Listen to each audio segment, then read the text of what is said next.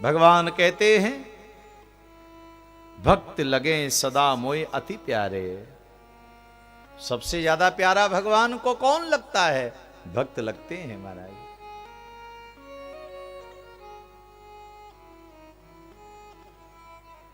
और भैया हमारी राजस्थान की भूमि महावीरों की भूमि है महाराज। एक से एक महावीर, योद्धा, पराक्रमी, जिनका जन्म महाराज इस भारत की भूमि पर, वो भी राजस्थान की भूमि पर, वीर भूमि के नाम से इस राजस्थान को जाना जाता है। और जिस स्थान पर हम हैं, भरतपुर, आहा, इसका तो कहना ही क्या है महाराज। ये तो अजय दुर्ग रहा है, अजय किला रहा। मुगलों ने महाराज सभी पर अपना आधिपत्य वारी वारी से फूट डाल करके जमा लिया, लेकिन महाराज केवल भरतपुर ही लोहागढ़ के नाम से जाना जाता है, जहां इस वीर भूमि पर बड़े बड़े महाराज जिन्होंने अपने पराक्रम, अपने शौर्य और अपने प्रताप से महाराज मुगलों को धूल चटा दी। ऐसे ऐसी वीर भूमि ये राजस्थान, और उसमें भी महाराज ये लोहागढ़। और याद रखें महाराज, वीर तो थे ही, लेकिन ये राजस्थान भक्त भूमि है महाराज। भक्त भी बहुत हुए हैं।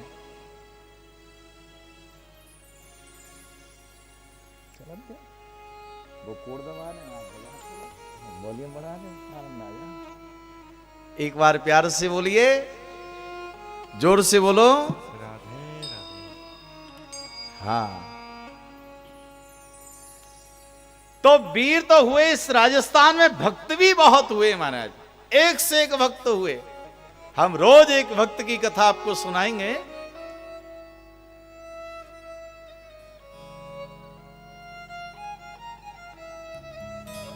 महाराज राजस्थान के चित्तौड़ में एक बहुत बड़े भगवान के अनन्य भक्त हुए, जिनका नाम था जीवन राम जाट। जाट परिवार में जिनका जन्म हुआ और नाम था उनका जीवन राम।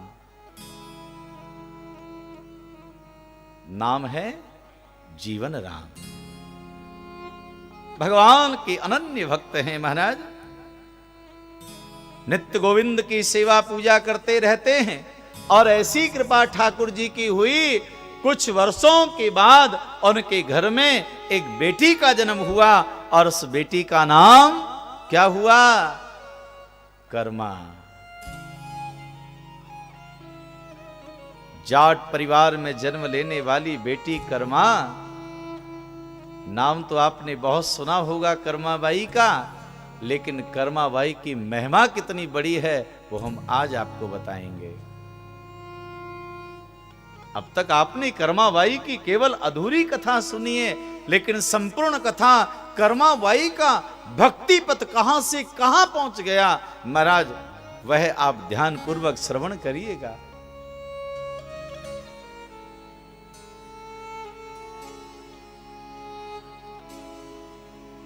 संजोग ऐसा रहा कि कर्माबाई की मां, जब कर्मा 5 वर्ष की थी तब ही वो स्वर्ग सिधार गई। अब तो जीवन राम जाट अपनी बेटी कर्मा के साथ दोनों एक पर्णकुटी में रहते हैं। जीवन राम नित्य भगवान की सेवा पूजा करते रहते हैं। घर में छोटे से गोपाल जी हैं, भगवान हैं, और बड़ी निष्ठा से सेवा पूजा करते रहते हैं, और बिना गोपाल जी के एक क्षण भी नहीं रहते महाराज। अब कर्माबाई देखती रहती ये दृश्य, और कर्माबाई जब ये दृश्य देखती महाराज, तो कर्मा के मन में भाव प्रकट होता, खास मैं भी महाराज जैसे पिताजी सेवा पूजा करते हैं, कभी वो दिन आएगा जब मैं भी सेवा पूजा करूंगी। एक दिन कर्मा के पिता ने कहा, बेटी कर्मा, हमारे गांव से लोग चार धाम की यात्रा के लिए जा रहे हैं। बेटी क्या करूं, मेरा भी बड़ा मन है, अगर तेरी माँ होती तो मैं तीर्थ यात्रा के लिए चला जाता, वो कम से कम ठाकुर जी को तो संभाल लेती। अब भगवान को कौन संभालेगा, भगवान की सेवा पूजा कौन करेगा। कर्मा ने कहा, हे पिताजी आप बताओ ना कैसे पूजा होगी भगवान की, मैं पूजा कर लूंगी।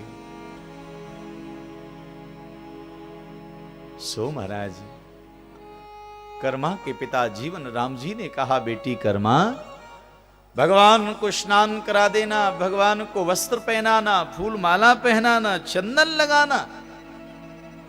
और हमारे यहां तो देखो, अब तुमको ज्यादा तो कुछ बनाना आएगा नहीं, एक ही भोजन सबसे सरल और सहज होता है महाराज, और उसका नाम है खिचड़ी। और भोजन बनाने में तो महाराज अनेक प्रकार की वस्तुओं की आवश्यकता रहती है, खिचड़ी में तो कुछ नहीं चाहिए।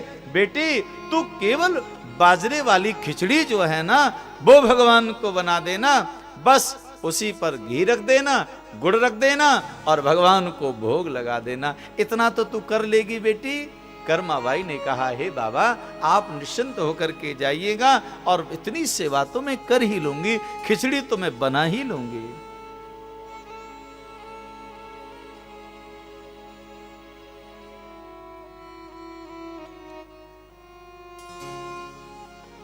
कर्मा के पिता तो चले गए। कर्मा प्रातः काल जगी, स्वयं स्नान किया, भगवान को स्नान करवाया, वस्त्र पहनाए महाराज, और बाबा ने जैसा कहा था वैसे ही महाराज खिचड़ी बना करके भगवान के सामने रख दी महाराज, और कर्मा भी वहीं पर बैठ गई। भगवान ने तो वैसे ही भोग लगा लिया जैसे भगवान रोज लगाते थे, लेकिन कर्मा ने देखा अभी तो खिचड़ी महाराज थाली में से कुछ कम हुई नहीं है, तो लगता है अभी भगवान ने भोग नहीं लगाया। कर्मा ने देखा भाई क्या हुआ, कर्मा कहने लगी, प्रभु आप भोग लगा लीजिए, और मुझे लगता है थोड़ा घी कम रह गया, घी और रख दिया, लगता है गुड़ कम रह गया, थोड़ा सा गुड़ भी रख दिया, फिर बैठ गई और भगवान की मनहार करने लगी, प्रभु प्रकट हो जाओ, बाबा नाराज हो जाएंगे, और कब तक उनकी प्रतीक्षा करोगे, बाबा तो चार धाम की यात्रा के लिए गए हैं, आप भोग लगा लीजिए।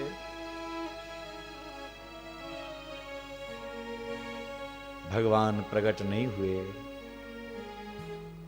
कर्मा ने कह दिया, यदि प्रभु आप भोग नहीं लगाएंगे तो मैं भी कुछ खाने वाली नहीं हूं।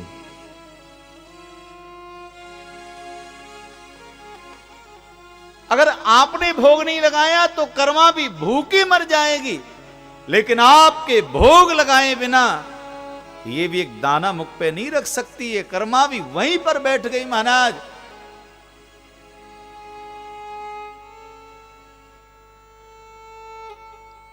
आज उसी समय भगवान कर्मा की भक्ति और भाव को देख कर के महाराज मेरे गोविंद प्रकट हो गए और कहा, कर्मा लाओ, आप भोग मुझे प्रदान करिएगा। और उसी समय महाराज कर्मा ने जो खिचड़ी भगवान के सामने रखी, भगवान ने बड़े प्रेम पूर्वक उस खिचड़ी का भोग लगा लिया। महाराज भगवान ने खिचड़ी को पाया, भगवान को इतना स्वाद आया कि पूछो मत महाराज। तो भगवान कहने लगे, कर्मा बहुत स्वादिष्ट खिचड़ी बनाई तुमने, लेकिन इस प्रकार से रोज बनाना, थोड़ी ज्यादा बनाना। कर्मा बड़ी गदगद। कर्मा ने कहा, प्रभु चिंता मत करो, अब नित्य आपके लिए इसी प्रकार से खिचड़ी बनाऊंगी मैं। अब तो महाराज कर्मा नित्य भगवान का भोग लगाती और भगवान कर्मा के हाथ से खिचड़ी पाते। महीनों के बाद में कर्मा के पिता जीवन राम जाट जी आए और उन्होंने आवाज लगाई, कर्मा। कर्मा कहने लगी, हाँ पिताजी। बेटी तू कहां है? बाहर तो आ। कर्मा कहने लगी बाबा अभी नहीं आ सकती। क्यों बेटी, मैं तो महीने के बाद में आया हूं, बाहर आ। कर्मा कहने लगी बाबा मेरे भगवान खिचड़ी का भोग लगा रहे हैं। अच्छा,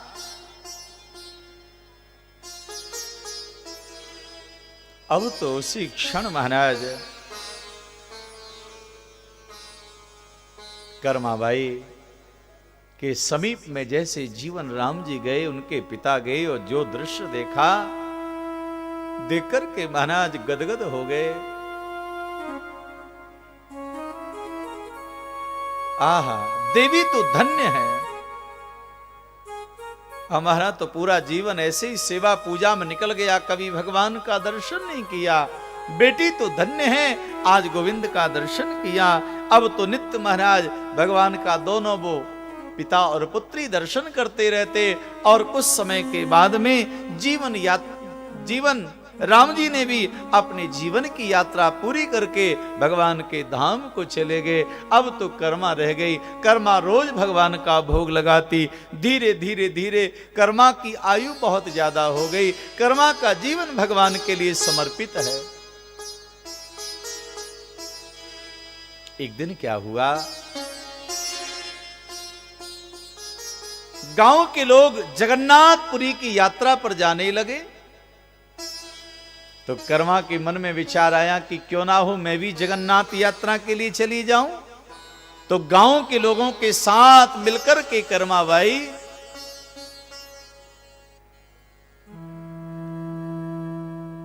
उड़ीसा पहुंची, भगवान जगन्नाथ जी के धाम पहुंची है।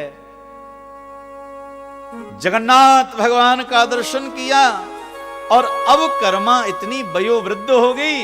अब कर्मा ने सोचा अब मैं जगन्नाथ धाम से लौट के नहीं जाऊंगी, अब तो मुझे यहीं रहना है। तो वही जगन्नाथपुरी में एक झोपड़ी बनाई और उसी में महाराज वो कर्मा रहने लगी है। क्रम वही था भगवान का भोग लगाने का।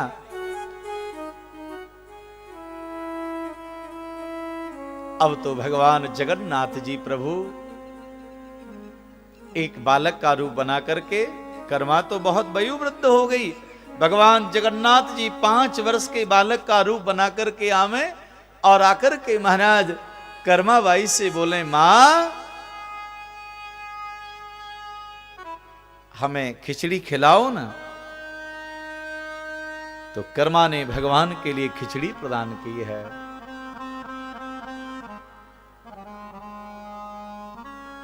भगवान कहने लगे मैया बहुत ही अच्छी खिचड़ी बनाती हो, अगर मैं रोज इसी प्रकार से खिचड़ी खाने को आऊं तो मुझे मिलेगी। कर्मा ने कहा हे बालक आप नित्य आओ, मैं ज्यादा खिचड़ी बना लिया करूंगी। अब तो रोज भगवान जगन्नाथ प्रभु 5 वर्ष के बालक बनकर कर्माबाई की झोपड़ी में आके बैठ जाएं और कर्माबाई भगवान को भोग बनावे, माने रोज खिचड़ी खिलावे और खिचड़ी खा के भगवान तब जगन्नाथ जी मंदिर में जाकर के बैठे। एक दिन क्या था, सवेरे का समय था। कर्माबाई भगवान के लिए खिचड़ी बना रही थी। तो महात्मा जी ने देखा कर्मा तू क्या कर रही है। कर्मा ने कहा बाबा मैं भगवान के लिए भोग बना रही हूं। तो बेटी तुमने स्नान नहीं किया और बिना स्नान किए बिना नहाए भगवान का भोग क्यों? नहीं नहीं ये अच्छा नहीं है, पाप लगता है, ना के भोग बनाया करो। कर्मा ने कहा ठीक है बाबा मुझसे गलती हो गई, कल से मैं स्नान करके भोग बनाऊंगी। अब महाराज अगले दिन से, अब वयोवृद्ध थी कर्मा, बहुत बूढ़ी हो गई महाराज, अब अगले दिन स्नान करके भोग बनाने लगी। अब भगवान तो अपने सही समय पर वही 5 वर्ष के बालक बन के आ गए।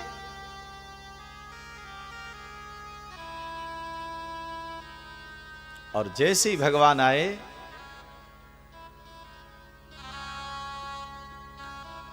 भगवान कहने लगे मां भोग दीजिए। कर्मा ने कहा प्रभु थोड़ा रुक जाओ रुक जाओ रुक जाओ, क्यों देर हो गई स्नान करते करते। तो आज भगवान ने क्या किया, जल्दी जल्दी में खिचड़ी पाई महाराज। और दिन भगवान खिचड़ी पाने के बाद में पानी भी पी लेते थे और मुंह धो करके भगवान जाते थे। लेकिन आज भगवान को ज्यादा देरी हो गई, क्योंकि वहां पर मंदिर खोलने का समय आ गया। तो भगवान आज मुंह हाथ धोए बिना ही भगवान मंदिर में जाकर के बैठ गए।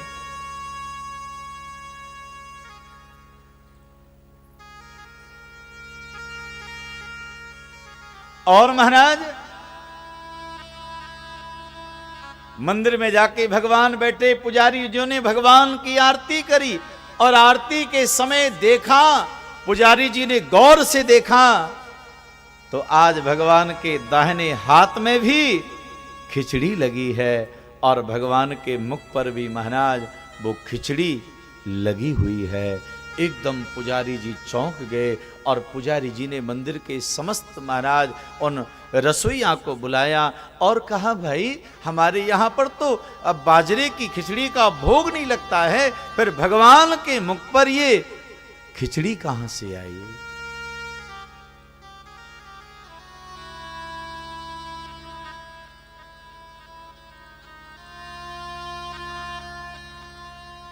पुजारी जी ने कहा, हे प्रभु आप बताओ ना, ये खिचड़ी कहां से आई? हमसे कोई गलती हो रही, कोई अपराध हो रहा है? भगवान कहने लगे, पुजारी जी को बताया, देखो राजस्थान से कर्मा बाई आई है और वो मेरे लिए भाव से खिचड़ी बनाती है। रोज सुबह उसी की कुटिया में जाता हूं मैं खिचड़ी पाने के लिए। एक महात्मा जी हैं, उन्होंने कर्माबाई को कह दिया तुम नहा के खिचड़ी बनाया करो। अब वो बेचारी बड़ी बूढ़ी, वो स्नान करके खिचड़ी बनाई, बहुत देरी हो गई, इसलिए जल्दी में मैं हाथ मुंह धो नहीं पाया, मंदिर में आकर के बैठ गया। और महात्मा जी को कहो कि वो कर्मा से कहें कि तुम तो जिस अवस्था में हो उसी अवस्था में भोग बना दिया करो। पुजारी जी चौंक गए, महाराज इतना बड़ा मंदिर, इतने कर्मचारी, इतने सेवक सेविकाएं, लेकिन भगवान भोग पाने के लिए वहां जा रहे कर्मा के घर में। सब सावधान हो गए, उन महात्मा जी को ढूंढा और महात्मा जी को कहा कि श्रीमान आप जाओ और कर्मा से कहो।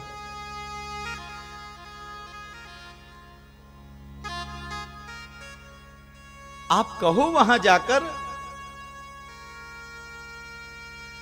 कि कर्मा जिस प्रकार से भोग बनाती वैसे ही बनाती रहे।